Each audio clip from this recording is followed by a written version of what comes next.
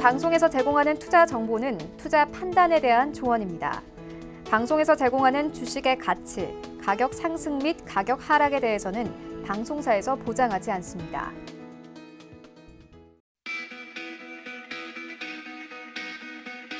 안녕하세요. 고수익 작전타임의 이수연입니다. 전일 국내 증시는 뉴욕 증시의 훈풍을 이어받아서 상승세를 보였습니다. 특히 코스닥 시장에서 제약바이오 업종들의 외국인과 기관의 순매수세가 들어오면서 힘을 받는 모습이었는데요.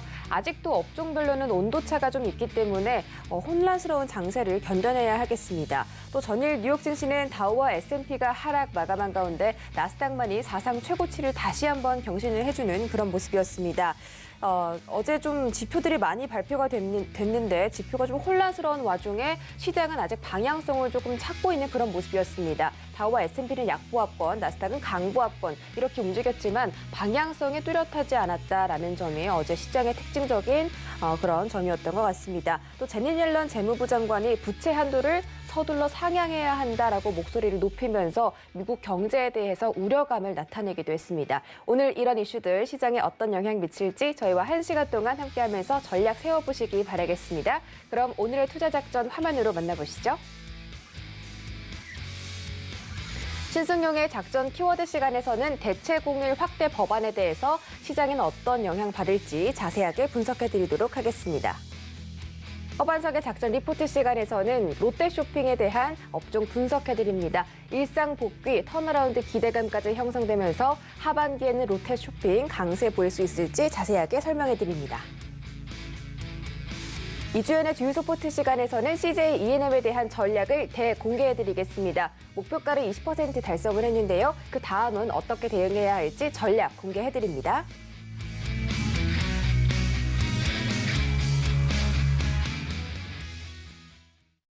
네, 첫 번째 시간은 신승용의 작전 키워드 시간으로 출발해 보도록 하겠습니다. 브레인코리아 인베스트 신승용 대표 모셨습니다. 어서 오세요. 네, 안녕하십니까. 네, 반갑습니다. 첫 번째 키워드 바로 확인해 볼게요. 네, 첫 번째 키워드는 대체 공휴일 확대입니다. 지난 22일 대체 공휴일에 입법안이 통과가 됐는데 모두 여당과 야당 모두 소비 진작을 통해서 이 경제율을 좀 살려보자, 경제 효과를 누려보자라는 그런 의지로 지금 계속해서 이 입법안이 통과가 됐고 임시국회에서는 8월 15일부터 쉬자 이런 목소리가 좀 나오고 있죠. 그래서 이 법안이 통과되면서 이 낙수 효과가 떨어지는 업종은 어디일 것이냐, 과연 어느 종목이 이 법안의 수혜를 받을까? 이 부분이 중점적인 포인트가 될 것 같습니다. 어떻게 생각하십니까? 네, 지난 22월 2일이었죠. 국회 행안위를 통과를 했습니다. 이렇게 된다면 이제 그 6월 그 국회 통과 거의 뭐 이제 이번 달 안에 확실시되는 것은 아닌가라는 그런 기대감이 계속해서 확산되고 있는 그런 상황이다라는 점. 거의 통과됐다라고 해도 과언이 아니다 싶은데 일단 대체 공휴일 확대 법안 그 내용은요. 주말이 겹친 공휴일은 그 다음 주 월요일을 대체 휴일로 지정을 해서 하루 더 쉬자라는 그런 이야기. 예를 들어서 이제 그 지난 6월 6일 현충일이었습니다. 이때는 공휴일랑 겹치다 보니까 더 추가적으로 쉬지 못하는 그런 상황. 이에 따라서 재계와 노동계와 정계 서로 조금 좀 다른 입장 차이를 보이고 있다라는 점. 재계 같은 경우에는 약간 생산이 멈추게 되고 그리고 추가적인 어떤 그 유급 휴가가 나타나기 때문에 그들 재계에서는 사실상 난색을 표명하고 있는 그런 상황이지만 정계와 노동계는 상당 부분 반기고 있는 그런 상황이다라는 점. 기존 대체 공휴일, 대체 휴일은 사실상 3일이었습니다. 설날과 추석 그리고 어린이날. 3일만 가졌었는데 일단 그 대체 공휴일 법안이 통과를 하게 되면 당장 올해 하반기만 하더라도 광복절, 개천절, 한글날, 성탄절 해서 총 4일의 추가적인 휴일을 맞이하게 될 수 있다라는 점. 대체 휴일이 지정이 된다라면 일단 두 가지 큰 그림의 효과가 기대가 되는 그런 상황이 되겠습니다. 첫 번째가 표면으로 내세우고 있는 경기 부양에 대한 효과가 되겠습니다. 결국은 그 하루를 더 쉬게 되면 소비가 확대되는 그런 그림이 나타나겠죠. 쉬는 기간 동안 더 쓴다라는 점. 근데 소비가 확대가 된다면 당연히 물건이 모자라게 되니까 생산도 늘어나게 되고 생산이 늘어나게 되면 공장에 대한 캐파를 늘리는 그런 투자 행위가 또다시 일어나게 됩니다. 투자 행위가 늘어나게 된다면 바로 고용의 확대로 이어지게 되면서 고용의 확대는 또다시 소비의 확대로 이어지는 소위 말하는 경제 연결 선순환고리가 만들어질 수 있다라는 점. 두 번째는 사실상 대선이 이제 대선이 사실상 본격적인 행보에 들어가게 됩니다. 대선이 임박하게 되면서 민심을 확보하기 위한 그런 어떤 정부의 정부가 아닌 그런 어떤 국회 노력일 수 있다라는 점, 정당의 노력일 수 있다라는 점. 과거 당장 이제 작년 8월 15일 같은 경우 대체 휴일 지정을 하게 되면서 실질적으로 대체휴일의 효과 현대경제연구원이 파악한 부분이 있었습니다. 대체 휴일 지정을 하게 되면 하루당 약 4.2조 원가량의 경기 부양 효과가 나타날 수 있다. 직접적인 소비 지출은 2조 원 정도가 늘어나게 되고 앞서서 말씀을 드렸던 경기 부양 효과, 소비에서 생산, 그리고 투자, 고용으로 연결되어지는 그렇게 되면서 고용 유발 효과가 약 3.6만 명이 나타나게 되면서 소비 진작, 곧 생산과 고용 증대로 이어질 수 있다라는 그런 큰 경제 선순환고리 상에서의 어떤 전체적인 경기 부양 효과 약 4.2조 원. 그렇게 되면 하반기에 이제 총 한 4일 정도가 더 늘어나게 된다. 광복절, 개천절, 한글날, 성탄절. 그렇게 되면 단순히 4일 곱하기 4조 원, 16조 원가량의 경제 효과를 기대할 수 있다라는 점. 과거에 대체 공휴일을 지정했더니 그랬더니 우리 주식시장에는 어떻게 영향을 미쳤을까? 과거 살펴봤더니요. 가장 크게 직접적인 효과를 봤었던 주식시장으로의 직접적인 모멘텀을 보였던 업종, 종목군들은 카지노와 여행, 엔터주였다라는 점. 숙박과 음식 엔터, 경제효과가 각각 숙박이 1.1조 원, 운송 서비스, 항공이죠? 1.1조 원, 음식, 식음료가 되겠습니다. 1.5조 원, 엔터가 약 0.5조 원 정도가 나왔다라는 점. 이런 부분들을 이번에 단순히 이제 4일을 더 곱해본다라면 이 부분이 숙박은 4조 원이 넘는, 물론 코로나 팬데믹 상황이 여전히 좀 잔존하고는 있습니다. 하지만 그럼에도 불구하고 백신 보급 활성화, 백신 보급의 확대, 이에 따른 어떤 폭발 소비, 이연 소비와 맞물리게 되면서 실질적인 16조 원 이상의 경기 부양 효과가 직접적인 어떤 소비 지출 경로를 통해서 나타날 수 있고, 이 부분은 큰 그림 속에서 본다면 생산 유발, 고용 유발 효과까지 이어지게 될 수 있다. 그렇게 된다라면 이제부터 우리가 좀 봐야 될 종목, 봐야 될 업종, 실질적으로 금리 인상 우려와 경기 회복 가속화라는 그 두 가지 사이에서 혼재되어 있는 현재의 주식 상황을 생각을 해본다라면 단순 소비주가 아니라 내수 경제 전반에 영향을 미칠 가능성이 있다. 그렇다면 수출주가 이때까지 시장의 어떤 주도주 역할을 해왔다라면 어찌 보면 지금 정부가 상당 부분 노력을 기울이고 있고, 그리고 내년에 대선을 임박한 상황에서 경기 부양을 위한 최선의 노력을 하반기에 경주할 것이다라는 가정 내지는 전망 속에서 이야기를 해본다라면 내수 경기 민감주에 대한 관심 분명히 필요해 보이지 않을까, 상당히 설득력이 있어 보인다라는 그런 생각 가져보게 되면서요. 여기에는 코로나 기저효과로 인해서 실질적으로 작년 대비해서 올 하반기 상당 부분 숫자상으로의 모멘텀, 부양 효과에 대한 모멘텀 보여줄 가능성이 높아 보이고요. 특히나 한동안 침울했었던 소상공인, 소위 말하는 식음료 쪽하고 엔터 쪽에 상당 부분 수혜가 갈 가능성이 높아 보이지 않을까 말씀드려보고요. 여기 이제 백신 보급률이 계속해서 늘어나고 있죠. 이미 1,500만 명의 백신 접종자 돌파한 그런 상황이고요. 그러다 보면 이번 올 여름 홈쇼핑을 보시게 되면 상당히 이런 어떤 그 분위기 변화에 대해서 아실 수 있을 것 같은데요. 뭐 각종 이제 호텔, 호캉스랄지 이런 뭐 여행, 항공 이런 부분들에 대한 판매 비중이 상당 부분 늘어나고 있다라는 점. 폭발 소비와 이연 소비에 대한 관심이 늘어나고 있다. 그러면 식음료, 여행, 엔터테인먼트 그리고 유통과 특히나 내수, 경기, 소비재에 대한 관심. 상당 부분 모멘텀이 부재되어 있는 지금 현재의 상황 속에서는 어찌 보면 지금 현재 시장 내에서 초과 수익률을 달성할 수 있는 어찌 보면 유일무이한 그런 재료가 될 수 있지 않을까라는 부분, 관심을 가져보기에 충분한 그런 어떤 그 시장의 변화일 수 있다라는 부분, 시장 내 모멘텀과 이벤트일 수 있다라는 부분 꼭 생각해 두셨으면 좋겠습니다.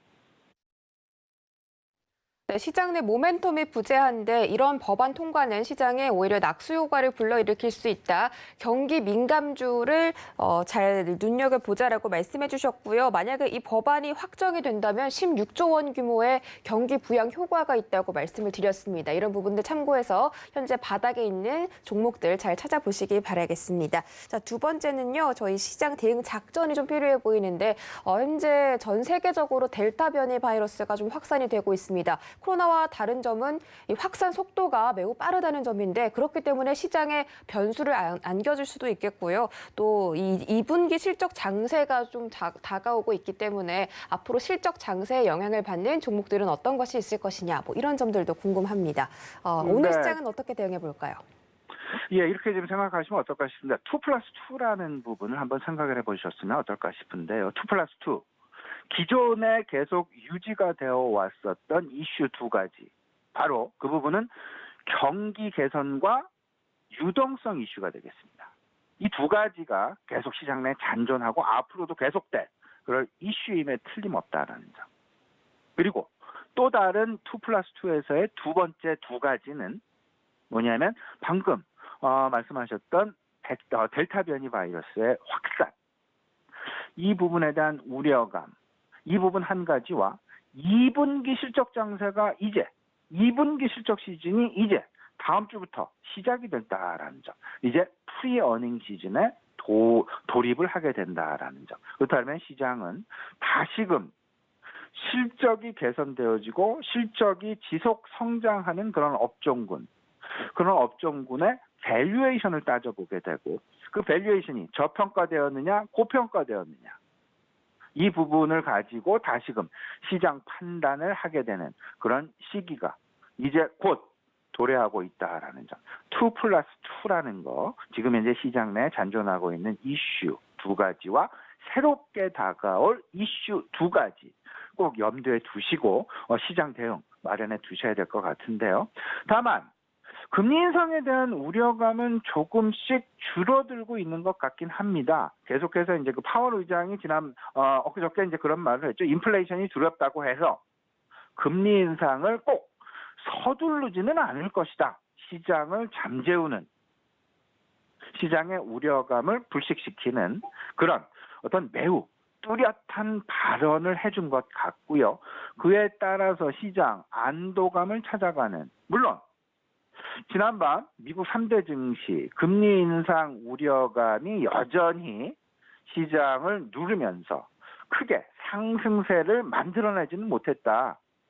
3대 지수가 사실상 장 초반에는 모두 다 상승으로 시작하는 그런 모습이었습니다. 하지만 나스닥을 제외한 다우지수와 S&P 500 지수는 후반으로 갈수록 힘이 조금 빠져 들어가는, 그렇게 되면서 다우지수는 0.2%의 하락 마감을 했고요. 결국은 S&P 500 역시 0.1%의 하락 마감. 하지만 나스닥 같은 경우에는 여전히 상승세를 유지하면서 사상 최고가를 다시금 만들어가는 그런 모습을 나타났다라는 점. 여기에는 경제 재개에 대한 기대감이 여전히 자리 잡고 있다. 소비가 늘어나고 생산이 늘어나는.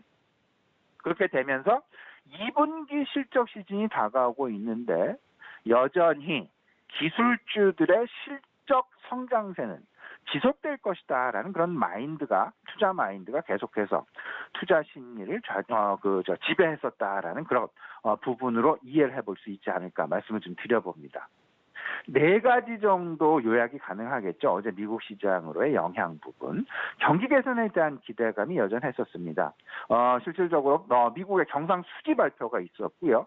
PMI 지표가 발표가 됐습니다. 코어 PMI는 다소간 좀 실망스러운 그런 부분. 하지만 실질적인 제조 PMI 지수는 전월 대비 소폭 상승하는 전월이 62.1포인트였는데요. 지난달에는 이번 달에는 62.6포인트로 소폭 상승하는 상승세를 계속 유지해 나가는 그런 모습. 경상수지는 실질적인 전망치보다 좀 줄어드는 하지만 전월 대비해서는 조금 좀 늘어나는 그런 모습. 약 2천억 달러 정도의 경상수지 적자를 발표했습니다. 이 경상수지의 적자, 무역수지와 경상수지는 다릅니다. 무역수지는 제품의 수출과 수입을 얘기한다라면 경상수지는 서비스 수지까지 포함이 됩니다. 그렇다면 서비스에 대한 어떤 서비스 업종에 대한 관심, 그리고 서비스 업종에 대한 평가 가능하지 않을까라는 그런 생각인데요. 시장의 어떤 그 기대감 이런 부분보다는 조금은 좀 덜 미치는 그런 결과였다라는 점. 근데 문제는 이제 시장의 투자 심리 확실하게 뻗어나가지도 못하고 그렇다고 확실하게 꺼지지도 않는 이 부분 어찌 보면 상당 부분 모멘텀은 없지만 긍정적인 모멘텀은 없지만 여전히 우상향 추세는 유효할 수 있다라는 그런 기대감을 가질 수 있을 것 같다라는 부분인데요. 유동성에 대한 우려감은 지속적으로 완화되고 있다. 10년물 국채금리 물론 이제 지난밤 소폭 상승하긴 했었습니다만은 이 3개월치 그래프를 좀 보시게 되면요. FOMC가 있었고 그 전에 금리에 대한 이야기들이 사실상 지배를 했었던 1.6%를 운영했었던 한 달 전 분위기와는 사뭇 다른 지난 FOMC가 있었을 때 다시금 V 반등을 하는 그런 모습이 나타났었죠. 하지만 이내 그 우려감이 잦아들어서 다시 1.5% 아래로 내려가 있는 그런 모습을 그래프를 통해서도 명확히 보실 수 있지 않나 생각이 좀 들고요. 지난밤 1.485로 마감하는 그런 모습이었습니다. 여전히 1.5% 아래에서 움직이고 있다. 이러다 보니까 공룡 기술주들 물론 이제 지난밤에는 약보합세를 보여주긴 했지만 나스닥 지수의 상승세는 지속되고 있다.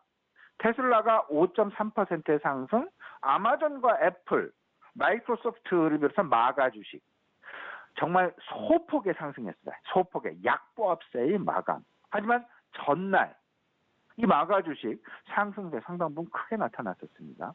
이런 부분을 생각을 해본다라면 두 가지가 있겠죠. 실질적으로 중국이 계속해서 가상화폐에 대한 규제를 강화하고 있는데 그러다 보니까 가상화폐 예를 들어서 비트코인 3만 달러도 위협을 하던 수준이 지금 조금 좀 완화되어지는 모습이었습니다. 그 3만 4천 달러 정도까지 다시금 상승을 했죠. 그러다 보니까 마가 주식, 기술주들과 조금 좀 서로 다른 방향성의 행보를 보여주고 있다. 소위 말하는 가상화폐의 방향과 빅테크 주식의 방향이 서로 엇갈리는 그런 모습들이 계속해서 나타나고 있는데 가상화폐에 대한 규제 아마도 중국 계속해서 강화시킬 가능성이 높겠다. 이에 대한 반사 이익은 결국은 빅테크 주식이 가져갈 그럴 가능성이 높다라는 부분 생각을 해보시면서 빅테크 주식의 상승 가능성 어쩌면 가상화폐의 서로 간에 가상화폐가 내려가면 빅테크 주식의 주식은 상승할 가능성이 높고 지금 현재 상황에서는요. 가상화폐 가격이 올라가면 빅테크 주식은 다소간 하락 내지는 약보합세를 보여주는 그런 가능성이 상당 부분 당분간은 지속될 수 있겠다라는 점. 왜냐하면 유동성이 지금 현재의 상황에서는 지속적으로 증가하는 상황이 아니라 조절의 상황으로 시장의 투자 심리가 변화했기 때문입니다. 이 부분 꼭 좀 생각을 해두시고요. 두 번째, 공룡 기술주들의 어떤 그 움직임, 실질적으로 이제 2분기 실적 시즌이 임박하고 있습니다. 그러다 보니까 2분기 실적에 대한 기대감이 선반영되고 있는 그런 모습들이 기술주들에 대한 움직임, 기술주들에 대한 상승세 이런 부분들이 마가, 빵, 이런 주식들에서 분명하게 나타나고 있다라는 점. 다만 백신 보급률과 델타 변이 바이러스와 다소간 좀 상충되는 그런 모습들이 지금 경기 회복이라는 그런 그림과 전체적인 어떤 그 경제 재개라는 그런 움직임과 다소간 우려와 기대감, 서로 간에 반반씩 섞여 있는 서로 간의 힘겨루기 양상은 계속 지속되고 있다. 백신 접종률 70% 돌파했지만 델타 변이에 대한 우려감은 여전히 상존하게 되면서 이 부분 계속 관망 양상에 지금 진입해 있다라는 부분. 그러다 보니까 여름 성수기에 본격 진입을 하고 여행 제한이 완화된다 하더라도 리조트 주식이랄지 항공 주식이랄지 미국 시장에서 말씀을 드리는 겁니다. 카지노 주식이랄지 엔터테인먼트 주식이랄지 어떤 하루 오르고 하루 내리는 그런 반복 장세가 지속되고 있다라는 점. 이런 부분들 생각을 하시면서 그럼에도 불구하고 결국 코로나는 궁극적으로 극복이 될 가능성이 높다라는 마음속에 그런 기대감은 가지고 계속해서 이런 주식들 가격이 주가가 내려가면 계속해서 사는, 매수하는 저가 매수세에 계속해서 가담하는 그런 전략이 유효하지 않을까라는 부분 말씀을 좀 드려보면서요. 오늘 투자 전략 정리해보면 이렇습니다. 모멘텀의 부재 상황은 지속됩니다. 그러면서 앞서서 이런 말씀드렸죠. 2+2. 기존 재료 두 가지는 계속 모멘텀의 부재 상황으로 남게 되고 새롭게 다가오는 이슈 두 가지 2분기 실적과 델타 변이 이 두 가지 중에서 어느 쪽에 더 시장에 무게중심이 쏠릴까? 제 개인적인 판단으로는 2분기 실적에 조금 더 무게 실릴 가능성이 높다라는 그런 판단입니다. 이런 생각을 좀 해본다라면 경기 부양을 위한 주요국 정부들의 노력 이런 부분들이 2분기, 3분기 계속해서 더 가속화될 가능성이 높다라는 부분 생각을 해보시면서 친환경과 경기 소재 그리고 내구 소비재 여기에 소부장 빼놓을 수 없습니다. 우리나라 정부 정책에 집중되고 있는 부분 소부장일 수 있다라는 점 그리고 최근 대체공휴일과 관련된 부분 여행과 엔터, 식음료 이 부분도 꼭 염두에 두자. 그리고 2분기 실적 시즌이 이제 당장 다음 주 눈앞으로 왔습니다. 그러면 뭘 봐야 될까? 지속 성장이 가능한 업종에 관심을 가져야 될 것이다. 그게 결국은 증권업종과 경기 소재주와 IT일 것이다. 여기에 4차 산업 관련주, 5G와 자율주행, 전기자동차 빼놓아서는 절대 안 된다라는 그런 생각입니다.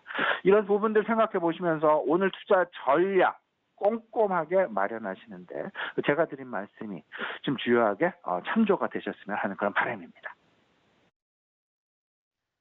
네, 2+2라고 말씀 주셨는데요. 기존 재료 두 가지 그리고 새로운 재료 두 가지라고 말씀해 주셨죠. 2분기 실적과 또 델타 바이러스 변이에 대응할 만한 그런 종목들이 함께 있다면 한번 살펴보시기 바라겠습니다. 오늘 작전 고맙습니다. 네, 감사합니다.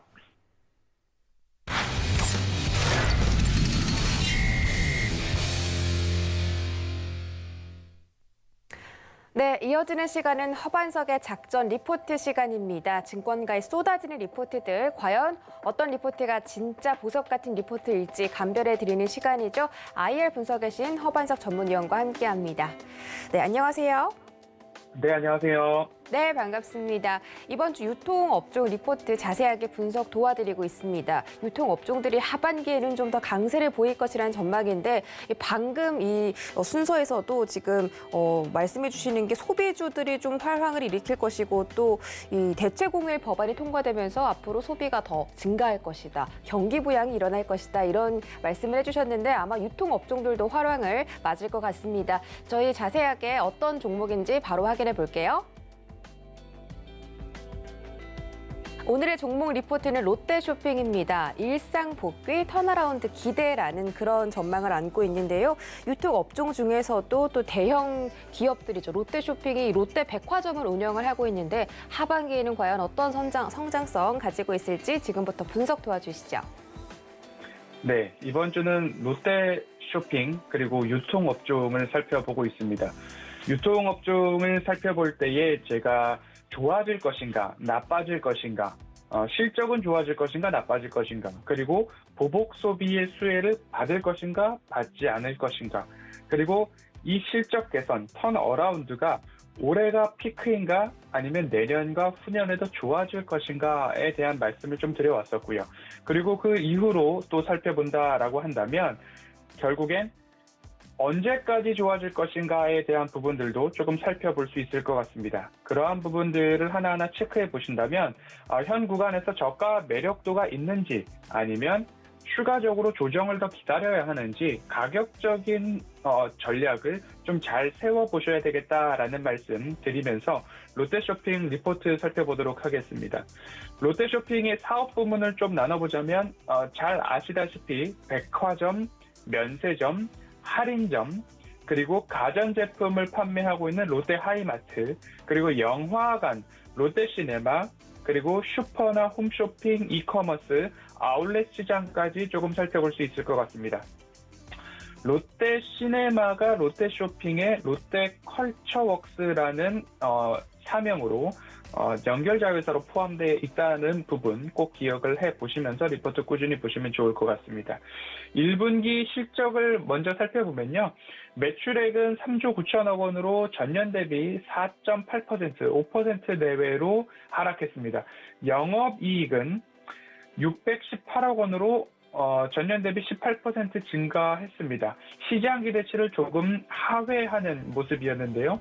일회성 비용이 지속적으로 조금 롯데쇼핑의 이익 개선에는 조금 걸림돌로 작용을 하고 있는 모습이고요. 부동산 리츠 자산 취득세로 400여억 원이 좀 발생했습니다. 그래서 총 432억 원의 일회성 비용이 발생하는 바람에 조금 수익 면에서는 안 좋은 1분기였다라고 좀 보시면 좋겠고요. 그리고 이제 구체적으로 롯데쇼핑에 있어서는 어느 부분들을 조금 살펴보아야 하는가를 살펴보면, 먼저는 백화점입니다. 백화점은 1분기 기존점 신장률이 전년 대비 18% 증가했고요. 2분기에도 8, 9% 정도의 상승을 전망하고 있습니다. 더불어서 2분기에는 온라인 신장률도 15% 증가를 전망하고 있기 때문에 여전히 고가 내구재, 명품, 생활, 가전 등 전체 카테고리에 있어서의 신장세가 확인되고 있는 모습입니다. 백화점 같은 경우에는 이제는 패션과 화장품 쪽으로의 매출도 좋아질 것이라는 전망 어제 한번 말씀을 드렸죠. 두 번째로는 할인점입니다. 할인점도 마찬가지로 기존점 신장률이 지난 전년 대비 동일한 성장률들 0.3% 내외이기 때문에 비슷비슷한 수준입니다.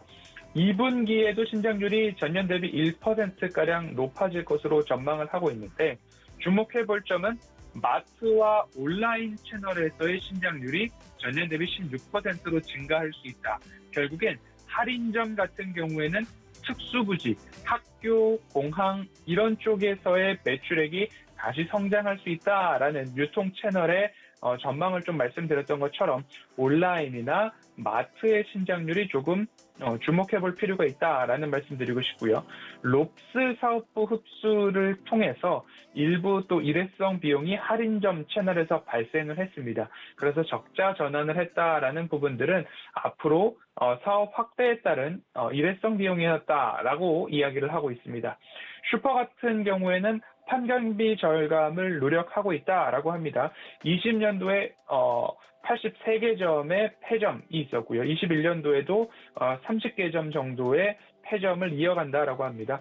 이렇게 뭔가 업장, 매장을 폐업할 때에는 그간의 데이터를 바탕으로 잘 되는 곳은 더 놔두고 리뉴얼하고 확장을 하겠지만 여기서는 매출과 이익이 적게 나온다라고 판단이 됐기 때문에 폐점을 이어가는 것이죠.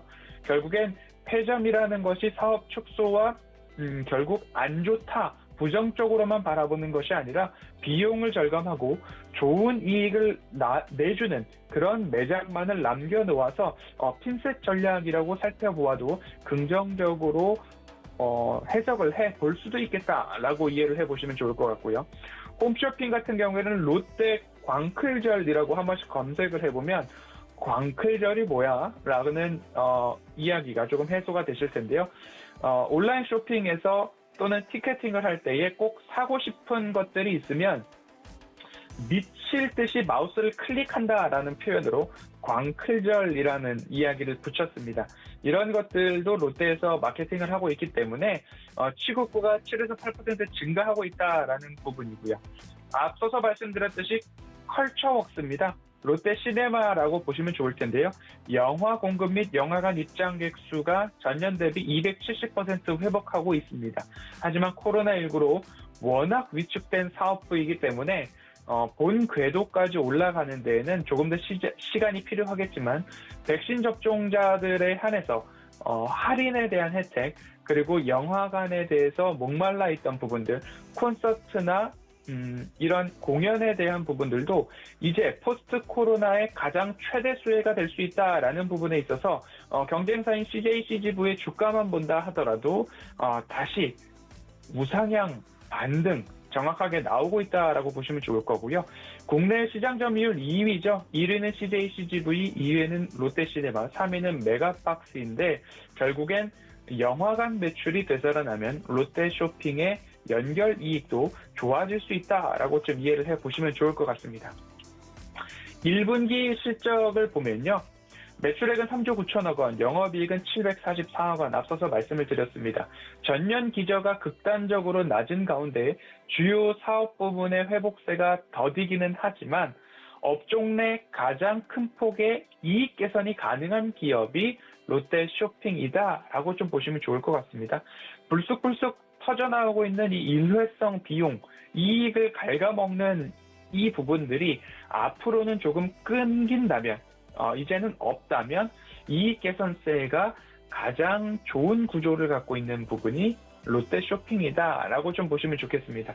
유통업종 대부분 기업들이 차트에서 보시다시피 큰 하락과 횡보와 상승을 한 차례씩 다 겪었습니다. 앞으로 추가 상승을 위한 시간이 힘을 비축하는 시간이 조금 필요할 텐데요. 어제도 마찬가지로 복잡할수록 간단하게 생각해보자라는 말씀을 좀 드렸습니다.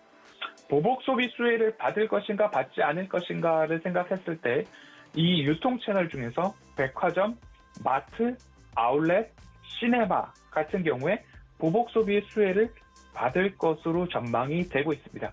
실적이 좋아지는가 나빠지는가를 한번 살펴보면요. 현재 적자 지속의 선을 끊지 못하고 있습니다.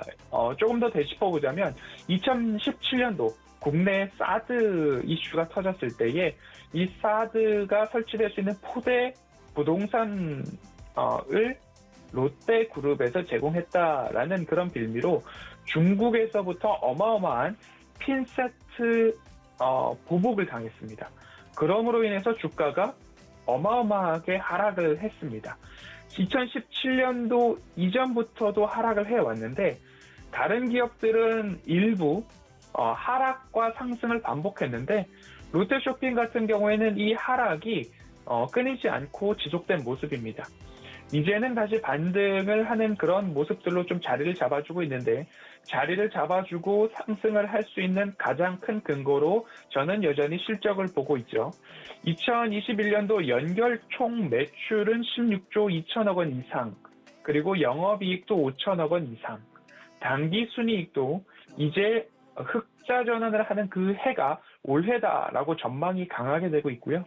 올해가 끝이 아니라 내년도도 2%의 매출액 증가, 영업이익은 32% 이상, 그리고 당기순이익도 99% 이상의 전폭적인 상승이 전망되고 있는 모습인데요. 이렇게 조금 복잡할 때에 단순하게 보시고 영업이익과 매출액이 올해가 끝인지 내년과 후년에도 증가하는지를 보신다면 오히려 저가에 보아갈 수 있는 전략, 다만 장기적 관점으로 보셔야 되겠다라고 좀 보시면 좋을 것 같고요. 대세 하락 이후에 상승이 이제 막 시작되었습니다. 말씀드렸듯이 롯데 시네마에 대한 부분들도 조금 잡혀진다라고 한다면 최근의 추세를 조금 더 디테일하게 그려보도록 하면 허반석의 모멘텀 체크리스트 차트상 저위험 구간인가를 보셨을 때 이 저점 구간들을 일부 이렇게 동그라미를 치시고요. 동그라미를 친 라인들을 한번 이렇게 연결을 해본다면 추세선이 반등이 나왔던 부분들이 조금 차트적으로 보이실 수 있습니다. 현 구간에도 추세를 조금 지지해주는 모습인데요. 이 구간에서 접근을 하시고 다만 장기적 관점에서 보시면 좋겠고, 그리고 매출액과 영업이익이 증가하는 기업들은 이 추세선에서 반등이 나오고 있다라는 부분들을 한 번씩 기억해 보신다면 앞으로 수급적으로 연기금이 이제 2거래일째 들어오고 있고 그 외의 수급에서는 아직까지 변환된 모습이 보이진 않고 있습니다. 차트적으로 봤을 때는 일부 접근이 가능하다라는 부분인데요. 이 종목을 수요일 스튜디오에서 가지고 나오지 않고 목요일 오늘 말씀을 드렸던 이유는 대세 하락의 골이 너무 깊었습니다. 깊었는데 반등의 반응도 조금 뜨뜻미지근한데 그 이유를 일회성 비용이 여지없이 지속적으로 나오고 있습니다. 그 부분들만 조금 극복이 된다면 앞으로 이 하락 구간에서 조금 일부 20만 원 선까지는 그래도 안전하게 반등할 수 있지 않을까. 하지만 시간이 조금 필요할 것이다. 반등의 각도가 추세의 각도가 완만하기 때문에 조금 장기적인 관점에서 보실 수 있는 기업이다라고 해서 목요일 오늘 리포트와 함께 소개를 드렸기 때문에 한번 유심히 살펴보시고요. 회복세 그리고 산업의 회복, 시장의 회복, 매출과 영업이익의 회복 이 부분을 조금 포인트로 잡아보시면 좋을 것 같습니다. 오늘 롯데쇼핑 리포트는 여기까지 살펴보도록 하겠습니다. 네, 롯데쇼핑 종목 리포트 분석해 주셨습니다. 지금 이 종목은 흑자 전환이 올해부터 이루어질 것으로 전망이 되고 있고요. 또 연기금의 매수세가 2거래일 연속 들어오고 있다는 점, 장기적으로 접근을 해야 한다는 점까지 챙겨드렸습니다. 앞으로 추세선에 좀 반등이 좀 나오고 있으니까 이 종목도 눈여겨보시기 바랄게요. 분석 감사합니다. 감사합니다.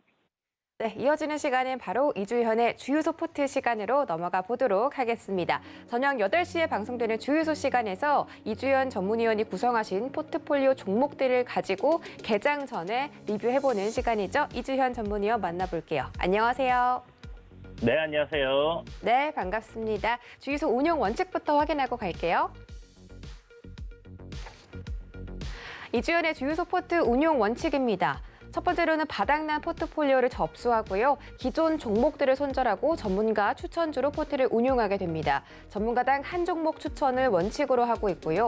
제시된 손절가나 목표가를 터치했을 시에는 포트에서 제외하고 있습니다. 최고 수익률 산정 기준은 종가로 하고 있습니다. 종목들 보시죠. 네, 동신건설과 삼익 THK는 목표가를 이미 달성했습니다. 각각 14%대 수익률 챙겨갔고요. 서암기계공업은 목표 수익을 달성했습니다. 15%입니다. 자, 다음으로는 안랩이 5%대 수익률을 얻어가고 있고요.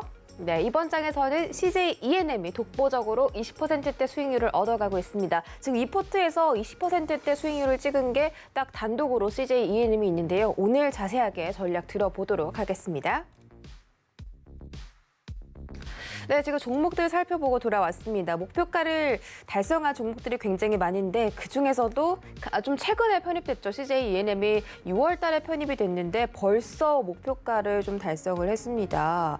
이 종목이 올해 지난달 초에 비해서 16% 이상 가파르게 상승을 했다고 하고 우리 이주현 전문위원은 티빙의 사용자가 아니지만 또 저는 또 티빙의 사용자가 아니겠습니까? 제 많은 지인분들도 티빙 정말 많이 사용하고 계시더라고요. 앞으로 CJ E&M이 추가적인 상승 가능할지도 한번 여쭤보도록 할게요.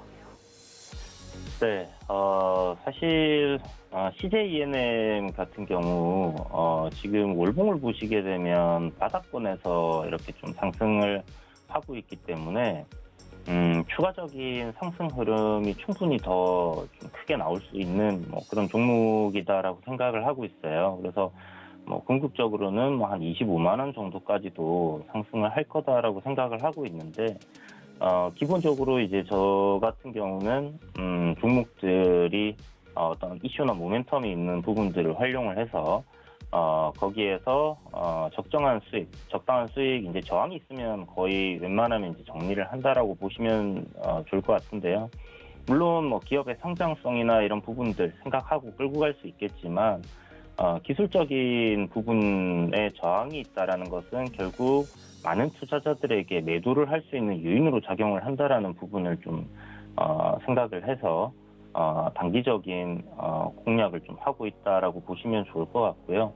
일단 CJ E&M을 제가 포트폴리오에 이제 편입시키면서 여러분들께 이야기 드렸던 포인트가 몇 가지가 있는데, 매수 아이디어로 이렇게 좀 보셨으면 좋겠다라고 얘기를 해드렸던 게 이제 국내 OTT 시장 그리고 글로벌적으로 이제 OTT 시장이 굉장히 커진 거죠. 이제 OTT라는 게 결국은 티빙이라든지 넷플릭스 그리고 뭐 디즈니 플러스 같은 이제 이런 뭐 미디어 매체다라고 생각을 하시면 좋을 것 같아요. 그런데 CJ ENM 같은 경우는 이제 뭐 국내 최대 컨텐츠를 부여하고 있는 회사고 그리고 이제 블록버스터급 드라마라든지 영화 뭐 이런 거를 제작하고 기획할 수 있는 역량을 갖춘 회사다라고 이제 제가 생각을 하고 있고요. 그리고 실적이 굉장히 또 좋게 나오고 있습니다. 그래서 이제 국내 뭐 예능이라든지 다양한 컨텐츠를 보유를 하고 있다라는 점이 일단 이 산업 변화에 따른 뭐 그런 부분들을 생각했을 때 가장 괜찮은 종목이지 않았나라는 생각이 들고요. OTT 산업의 이제 좀 경쟁이 굉장히 치열해졌어요. 뭐 미국 같은 경우는 이 OTT 업체들이 뭐 한 123개 정도가 될 정도로 이렇게 좀 아마 그거보다 더 많을 것 같은데 굉장히 이제 치열하고 그 중에서 이제 특히나 이제 메이저급으로 우리가 볼 수 있는 OTT 기업들 뭐 다들 알고 계시는 넷플릭스 그리고 디즈니 플러스가 있습니다. 이런 기업들의 이제 경쟁이 심화되다 보니까 각자 보유하고 있는 컨텐츠들을 서로 공유를 하지 않아요. 그러면 내가 컨텐츠가 없다라고 하면 결국 이 OTT 업체들은 뭐 서비스할 수 있는, 뭐 판매할 수 있는 뭐 재료가 없다 이렇게 생각을 해야 되는 부분이기 때문에 이 컨텐츠를 확보하는 경쟁이 굉장히 치열해졌어요. 그러다 보니까 컨텐츠 제작 업체들의 뭐 경쟁력이 굉장히 이제 높아지는 뭐 그런 상황이 발생을 하고 있는 거고. 제가 뭐 도노 리포트에서도 소개를 시켜드렸던 뭐 NEW라든지 그리고 덱스터, 뭐 사마 네트워크스 등 그동안 이제 작년부터 컨텐츠주를 올해는 계속 집중을 해야 된다라고 계속 말씀드렸던 부분이 이런 부분 때문에 이제 이야기를 드렸던 건데 소형주들은 대부분 매우 많이 올랐죠. 크게 이제 올라 있었기 때문에. 이제 마지막으로 또 그 포스트 코로나를 생각했을 때는 CJ ENM이 좀 괜찮지 않겠나라고 생각했던 부분인데요.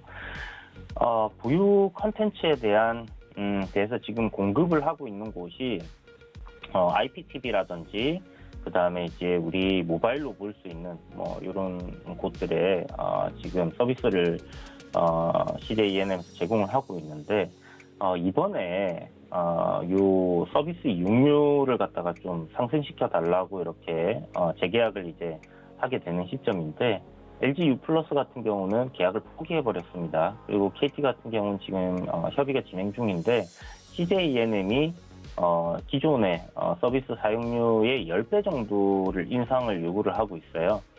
그러니까 이렇게 기존의 서비스 하던 그 수수료 대비해서 엄청나게 이제 높은 이 사용료를 갖다가 요구를 할 수 있게 된 배경 자체가 결국 제가 아까 말씀드렸던 OTT 시장의 뭐 확산 뭐 이런 부분들이 있지 않나라고 생각이 들고요.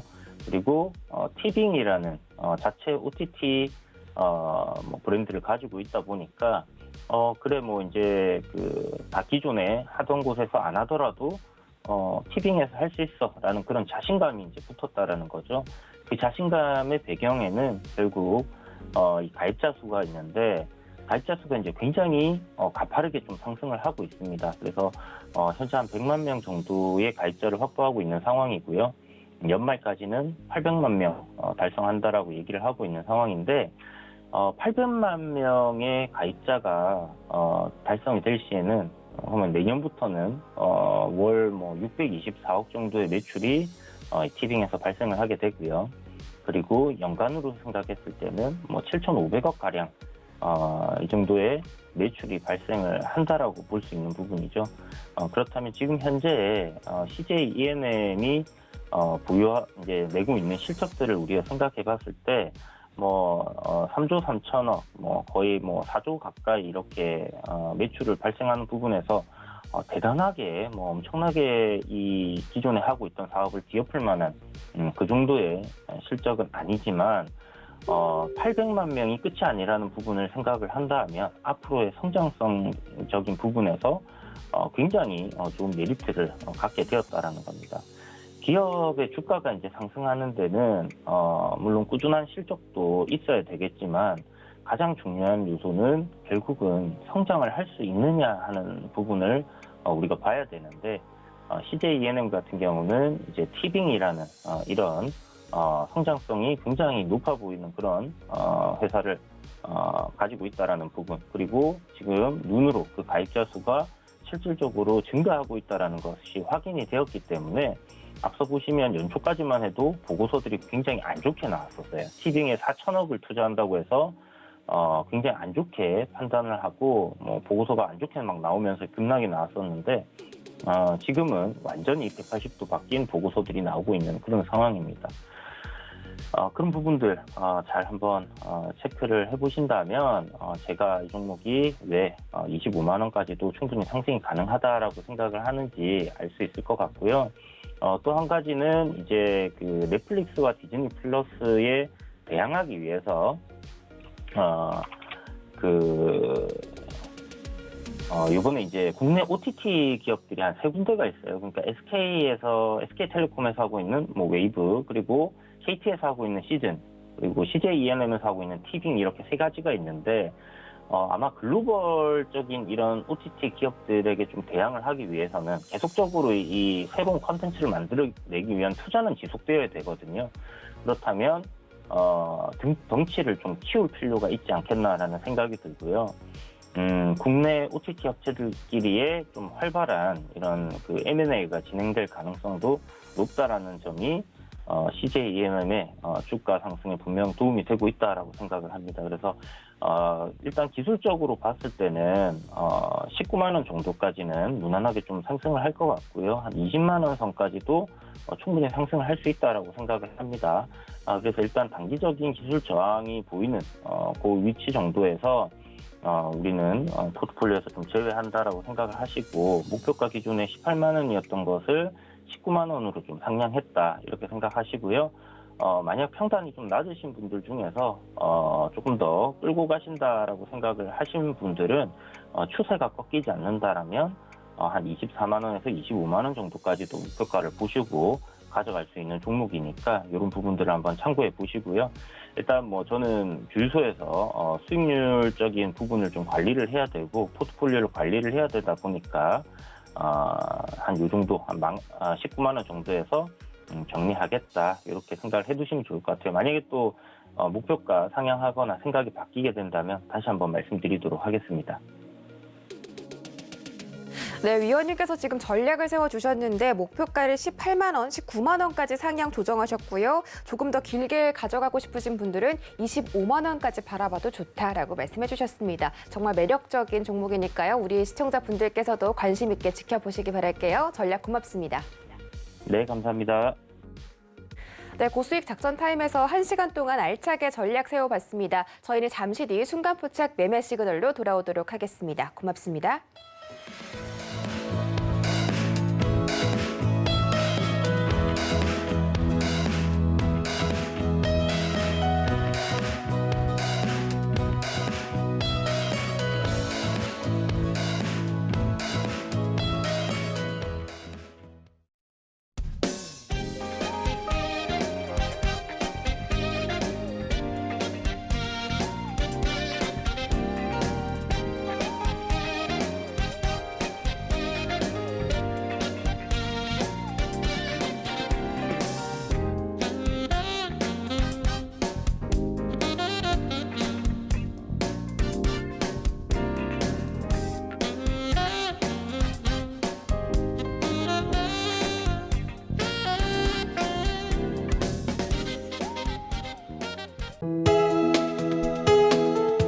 방송에서 제공하는 투자 정보는 투자 판단에 대한 조언입니다.